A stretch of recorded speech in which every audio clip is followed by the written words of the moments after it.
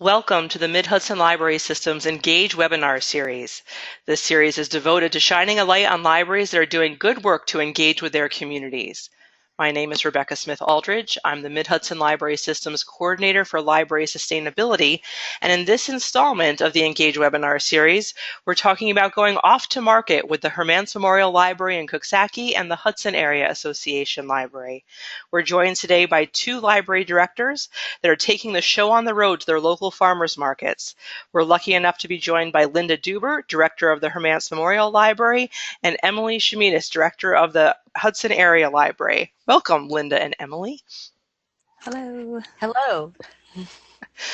We're focused on farmers markets today, very much so because I was intrigued that you have both been doing outreach and programming at the farmers market, because I think particularly here in the Hudson Valley, farmers markets are often at the heart of the sustainable living movement.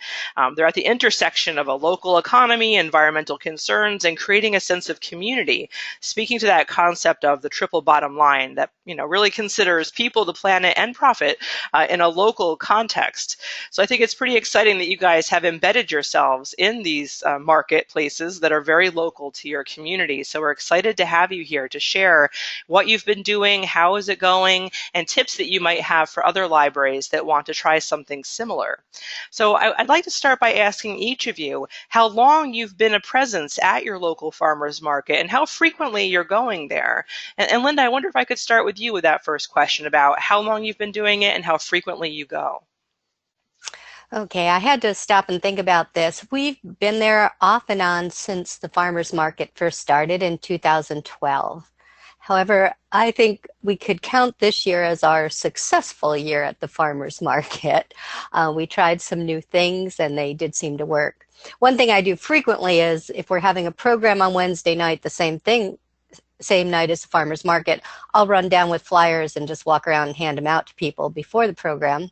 Or if I see a board member, I'll give them the flyers to hand out and walk around and tell people. Farmers market's very welcoming to the library, so that's a good thing. It's in walking distance of the library.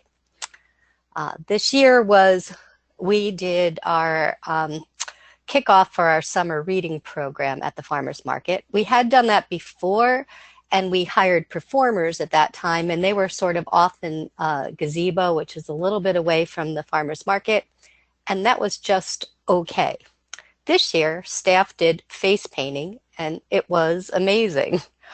So while the children were lined up to get their faces painted, we got a chance to talk to parents and tell them about our summer reading program and hand out materials, and it did bring more people into the library. We also had a staff person reading stories and doing a craft, and then we had some outdoor games at the farmers market with some of the outdoor games that we keep handy at the library.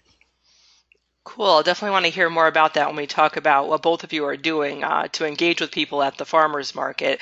Before we get there, Emily, could you tell us a little bit about how long you've been going to the farmers market and how frequently you're there? Sure. Well, our board and friends group have been going to the market for a number of years, at least as far back as 2010. The market has a nonprofit tent where different nonprofits can sort of set up shop and let people know about what they're up to. We, of course, bring information about library events and funding initiatives.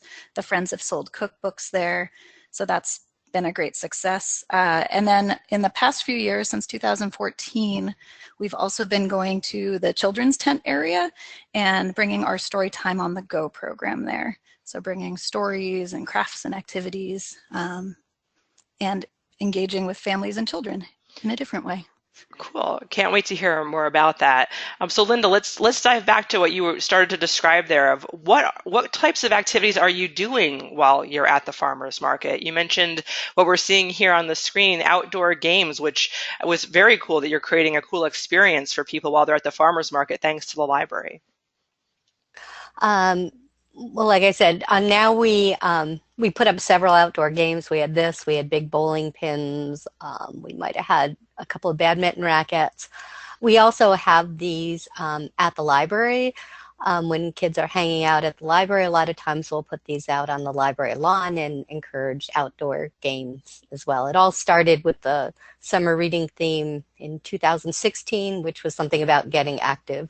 So it was a great theme, and we carried it through, and now we have all sorts of sports equipment, and we loan some out and some we keep at the library to play at the library.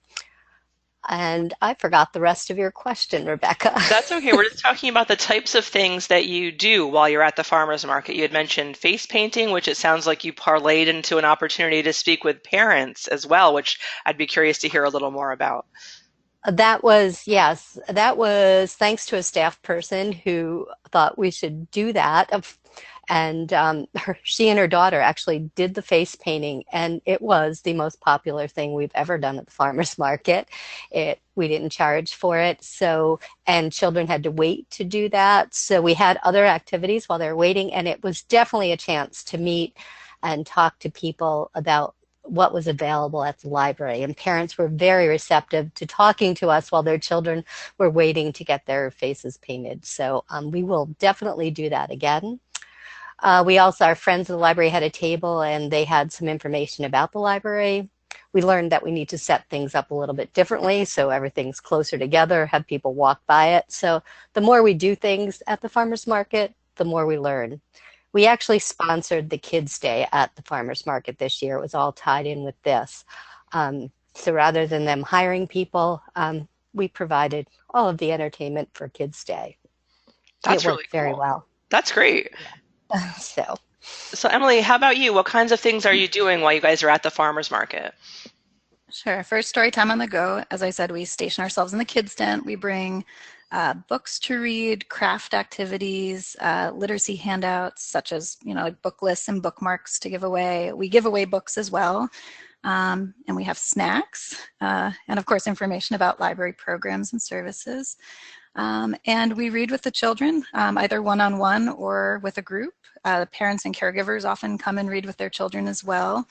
Sometimes children read with children, like the bigger kids will read to the younger kids. Sometimes kids will read on their own. So we kind of create more of an environment than it's less of a program session than a experience, I guess. It's, we don't have a set story time with a, beginning, middle, and end. It's more of a drop-in type of session. So depending on who's there at a given moment, sort of depends on what activities we'll do, or influences what activities we'll do. So you said you're doing not only kind of like a not time-defined story time, but also crafts as well while you're in the tent? Yes, and it's somewhat dependent on who we have on the team that day too, in terms of what will be offered. So one day this summer or this fall, we had a really amazing storyteller who came to the market with us. And so she did a lot of sort of spur of the moment storytelling, not using an actual book to tell the story. We have a wonderful children's librarian who created a giant tic-tac-toe board. And so that was one activity the day that she went. Sometimes we'll have arts and crafts, all sorts of different stories. I personally love wordless picture books, so I'll often bring those and have the kids help me sort of create the words to the story. Very cool. Did I hear you say earlier that your friends group has also done a cookbook book sale at the farmers market? Yeah, they didn't do one this year, but they have in past years. They collect cookbooks throughout the year. And those have been very popular with our community, as I think they are with many communities. It's one of our most circulating items at the library. But people also like to own them. And we figure farmers market is a place where a lot of people go who are cooking food. So it's sort of a good fit for that environment. I think that's really brilliant. It really speaks to you understanding who your audience is, where you've chosen to be, which kind of leads me to my next question. Linda, I'm going to toss this one to you. Why did you target the farmers market as a destination for community engagement for your library? Coxsackie is a small community, and this is probably the one place where the most people gather that we can reach, and you have all different economic groups, all different ages. It's just a great way to reach people. Out of all our outreach this summer, the farmers market was the most successful. We We just met all sorts of people. We've engaged with some of the young farmers that are at the farmers market, and they recently started a book group at the library. And one of the farmers sells his CSA, and now that the farmers market has ended, he sells his CSA goods on the library lawn one night a week. So we've just met and engaged with all sorts of people. We handed out fine free slips one time to all the vendors to hand out to if somebody bought something from their booth. We didn't really have anybody bring them into the library, but it was a great way to engage with the vendors and just, now more vendors know about us and more people know about us. And it's, like I said, it's the one place everyone's having a good time and a nice way to engage with the community. And you get outside the library on a nice day. And Linda, you mentioned earlier you've made that a real priority for your library as part of your strategic thinking, that you want to be out and about more often. And it sounded like this was just one of many places you've been using to get out there and be more visible. Is that right? That's correct. We're now doing a story time at the food pantry, and even when there are no children there, our volunteer hands out information about the library and sometimes free books when we have extra books. It's one of the places. We did a survey out in the community this year. Our biggest number of responses, though, was at the farmers market. We went into the Y, we went into some of the banks, and we are just really trying to connect with all different organizations. We're part of a Christmas by the River festival in town. The library hosts a lot of their events. We've been able to get involved with more groups, and I think more community members are knowing about us. And even if they're not using us, they now know about us. They're attending meetings at the library, and they're spreading the word. We have a lot more likes on Facebook from some of these people that we've met at these events, and they're sharing some of our other events. So it's really been a win-win. That's awesome. I think people are really seeing you as part of the community, as part of the neighborhood, which is a great thing for the library. And Emily, how about you? Why did you, oh, by the way, great picture. I love that. I call this Emily in the wild. Emily, why did you guys use the farmers market for outreach? What was attractive to you guys about this spot in the city of Hudson? Well, I like to joke from this picture that I go for the free fruit because you can see in my hand I actually have a piece of fruit that one of the parents gave me, which was very sweet. But we really go for a number of reasons. So, of course, one is to get the word out about the library, what we're up to, what we offer, who we are. And, of course, in return, it's a great opportunity for us to meet our community, to hear what they're interested, what they need or want for their family or for their community, and what matters in their lives. And our market is a very busy place, like Linda said, for Coxsackie. And like the library, while some people just come to sort of shop, to pick up what they need and go home, for many, they come to the market and to the library to connect, to see their friends and neighbors, to meet people, to engage. And so the library tent provides activities and opportunities for families and children to engage with one another, which is a huge part of our mission. And it's also a good way to show that the library is more than just a building or a space. That's very important to us. And that literacy activities can be and should be a part of our everyday lives. So it's not just about reading books, although they are wonderful. Emily, I would totally high five you if we were in the room together right now. That was awesome. So, I mean, it's one thing for us to all think about ourselves as being visible and being out there, but, has it been working? What's the response been? Are you getting good feedback from people when they see you? Linda, I know you've created a lot of fun experiences for people there so far. How's it going? What's the feedback been that you've been getting? Well, this year when we actually handed out summer reading bags and engaged with parents, we had some brand new families come to the library. And maybe some of these families would not have approached the library if we had not approached them first. The farmers market is free for people to walk around and enjoy the music, even if they don't buy any of the produce. So it is a popular event, and we were really pleased to see some new young families come into the library after having met us at the farmers market. I think that's probably one of the most important things that happened this summer. That and, I think just the fact that now we have a new book group that's young farmers that never would have happened if we hadn't been at the farmers market. I thought it was also interesting that you mentioned that you've been able to tie increased number of likes on your Facebook page and the survey responses that you saw kind of come to the surface when you got to the farmers market. That was also interesting. Yeah, like I said, it's the best place, like Emily said, the best place to meet and talk with people. It is a space where people meet and greet and talk with each other. And we have some people that use the library like that, and we're hoping to get even more. So this is a way to encourage them to come to the library when the farmers market can't meet because it's cold out. So we're hoping that happens more this winter.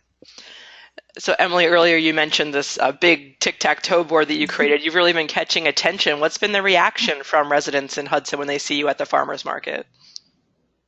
It's been really positive. Even, our story time on the go is obviously geared towards families and children, but even for those without children, people are really excited to see our staff and volunteers out in the community and to see the children and families enjoying their day at the market.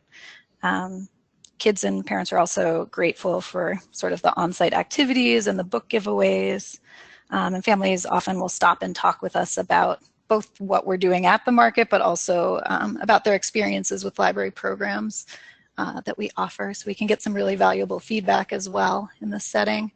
And like Linda said, we've had families that we've met at the market that then will come into the library, and it's nice to see them in both settings and have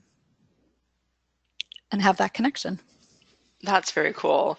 So I'm thinking that others are going to be very interested in doing something similar after hearing your stories and about your experiences at your local farmers markets. So I'm wondering if you have tips for other libraries that might like to try some of the work that you've been doing. Linda, are there any best practices you might share with a fellow library director or library staff people that might want to try something similar? Well, I would definitely talk to your farmers market organizers. And just like Emily said, they have one not-for-profit tent every week. They will often let us do it in addition to another not-for-profit. They're happy to have the library there. So making a good connection with your organizers, helping to promote the farmers market as well. I'm always happy to share their information on our library page. And then they start sharing our information as well. So I would say making a good connection with your organizers is great.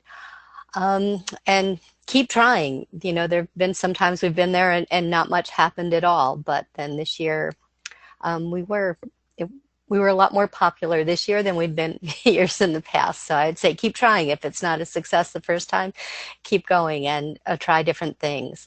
And maybe different communities have different interests. So what works for us might not work for somebody else. But there might be something else that works for your community, and hopefully you'll share that with us as well, and we can try new things. Very cool. How about you, Emily? What things have you learned along the way that you'd like to pass along to someone else who'd like to try this? Sure. Well, in addition to what Linda has already shared, I think it's important to be aware of what your space is going to be before you head over, so that you make sure you have what you need. It's possible that the farmers market that you're working with will provide a tent or some kind of flooring or chairs. It's possible you'll have to bring your own. So make sure you know what you need in terms of tent, chairs, table, blanket.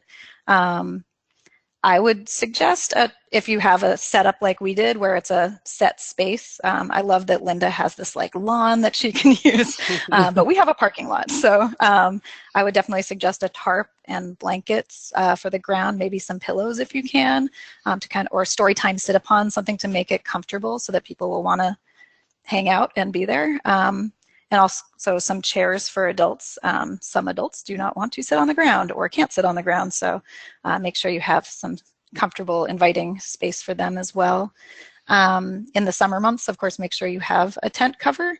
Even if you spill out from under the tent, as we often do, this will give you the option of shade at least. We've lucked out with not having rain for all of our visits, but be prepared for that as well. Or for cold weather, we go into the market in the fall as well. So make sure you're ready for the long haul. And also being outside, things I often forget are that there is wind. So make sure if you have a lot of handouts that you have some way of securing them so you're not chasing handouts throughout the market all day. It could be a clipboard or binder clips, stones, something to hold those things in place. The same with any craft projects that involve paper. And make sure to have a sign-up sheet for any upcoming programs or for your either e-newsletter or print newsletter so that you can add people to that list if they want more information. And if you're doing a story time type of farmers market visit, of course, bring a diverse selection of books, both as on-site reading selections and giveaways were really popular and appreciated for our program. Bring other activities that encourage sort of both literacy activities, but also just ways for kids and families to engage. And then I highly suggest bringing a team. I've definitely done these on my own, and it's been fun and rewarding for everyone. But with a team, you just have that many more people to help represent your library. So while one person's reading a book with children, the other person can be answering questions about libraries or talking with parents about what's going on in the community. And definitely plan to bring a team that's ready to have a good time and represent the library positively. Luckily, we've always had a great team to bring with us, but you of course want to bring your person who's really excited to be working on a Saturday at the market. You don't want to bring the person that's like, oh, I have to work on Saturday. This is awful. So, because you're out there representing your library, for some, this will be their first access to you if they haven't been to the library before. So you want to have a good impression. There's some fabulous tips. I think you guys just created like a toolkit for libraries that want to do this kind of work in a very short amount of time. So thank you very much. I really appreciate that you took the time to share what you've been doing and your expertise on this. And I just, Linda, love your tip about, hey, if something didn't work, try something new the next time, but don't give up, because it's a pretty sweet spot to be sitting in the middle of your community with people who want to be there and have a good experience and have you be a part of that. So we just want to wrap up by saying, again, thank you so much to Linda and Emily for joining us and sharing their expertise. This webinar is one of a series. If you're interested in learning more about community engagement in Mid-Hudson libraries, you've got almost a dozen different stories to choose from on the Mid-Hudson Engage website these days. So again, Emily and Linda, thank you so much for joining us. Thank you. Thank you.